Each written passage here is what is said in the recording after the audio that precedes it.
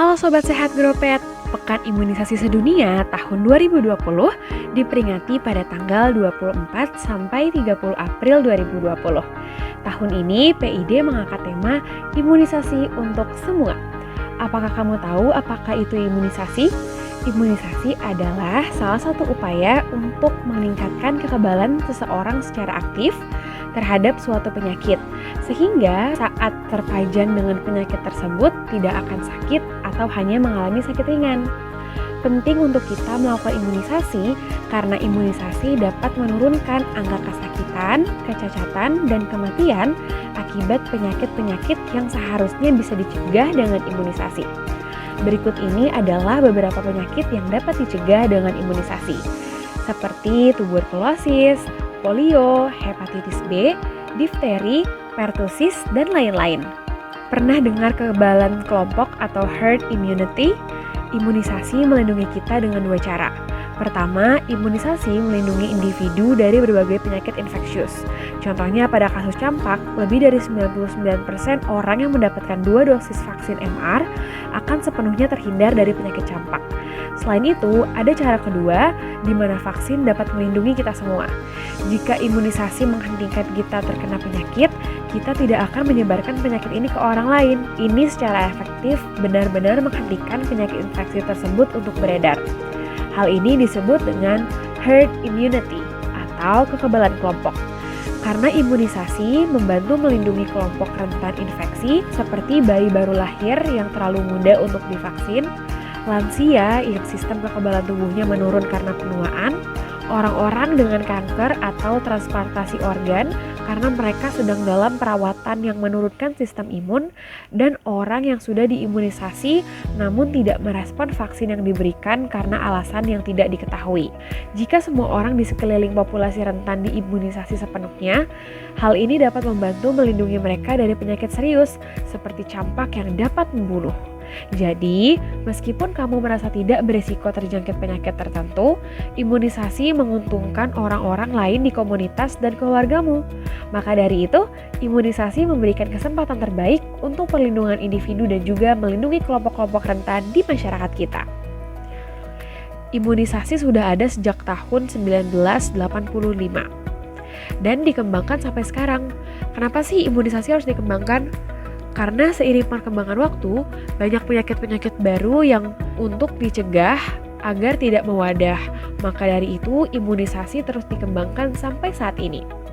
Berikut ini adalah keberhasilan program imunisasi di Indonesia. Pertama, Indonesia berhasil eradikasi penyakit cacar di tahun 1980. Kemudian, di tahun 2014, Indonesia mendapat sertifikat bebas polio oleh Badan Kesehatan Dunia. Dan di tahun 2016, kita berhasil mengeliminasi penyakit tetanus pada ibu hamil dan bayi baru lahir. Selain di Indonesia, cakupan imunisasi global juga mengalami kemajuan signifikan. Saat ini, imunisasi telah mencegah 2-3 juta kematian per tahun. Kematian global akibat campak pun menurun hingga 73% dan masih banyak lagi. Menurut Permenkes nomor 12 tahun 2017, terdapat 2 jenis imunisasi, yaitu imunisasi program dan imunisasi pilihan. Imunisasi rutin terdiri dari imunisasi dasar dan juga imunisasi lanjutan. Imunisasi ini wajib diberikan untuk seseorang agar mencegah terjadinya D3I. Seseorang akan dikatakan rutin dan lengkap imunisasinya jika telah melakukan imunisasi dari bayi 0 bulan sampai kurang dari 1 tahun, usia 18 sampai 24 bulan, dan usia sekolah dasar. Lalu dilanjutkan saat anak telah dewasa bagi wanita yaitu 15 sampai 39 tahun. Sedangkan imunisasi tambahan adalah imunisasi yang diberikan dalam keadaan atau waktu tertentu.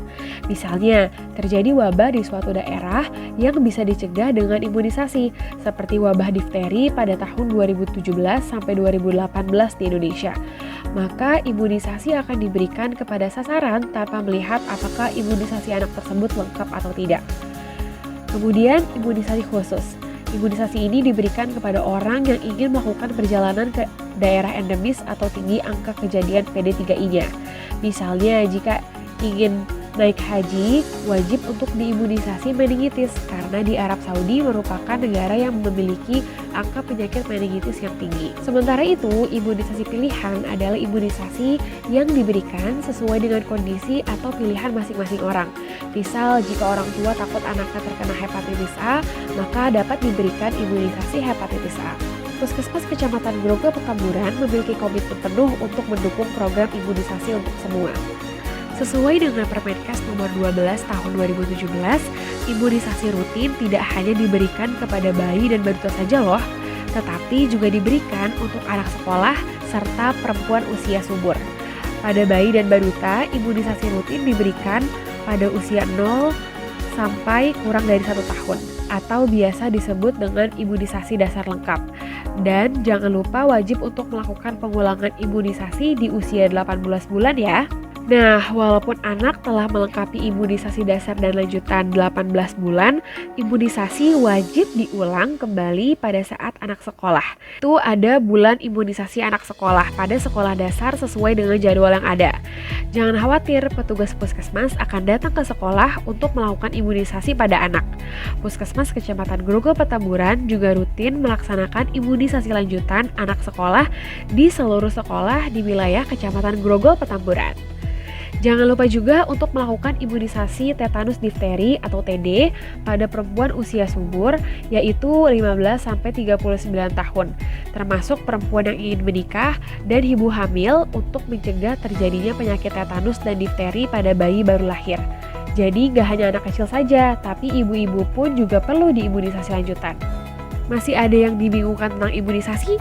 Misalnya, kenapa sih imunisasi itu wajib? Pertama, imunisasi itu efektif untuk menurunkan angka kesakitan, kecacatan, dan kematian pada anak. Kedua, imunisasi lebih murah. Artinya, jika seseorang terkena penyakit PD3I, maka harus dirawat di rumah sakit dengan biaya yang sangat besar. Sebelum terkena penyakit tersebut, lebih baik dicegah dengan imunisasi. Ketiga, penyebaran penyakit sangat cepat karena mobilisasi.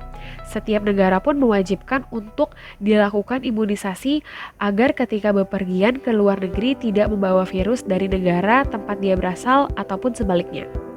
Bagaimana jika anak terlambat imunisasi atau bahkan tidak pernah sama sekali?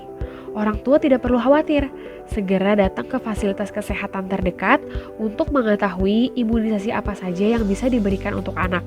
Segera lengkapi imunisasi yang tertunda sesuai dengan jadwal atau urutannya.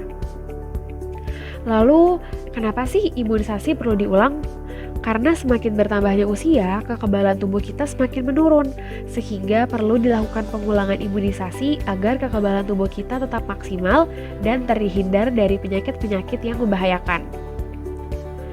Kemudian, bagaimana nih imunisasi di saat wabah COVID-19 seperti saat ini? Walaupun sedang terjadi wabah, jangan lupa untuk tetap imunisasi diberikan sesuai dengan jadwal ya.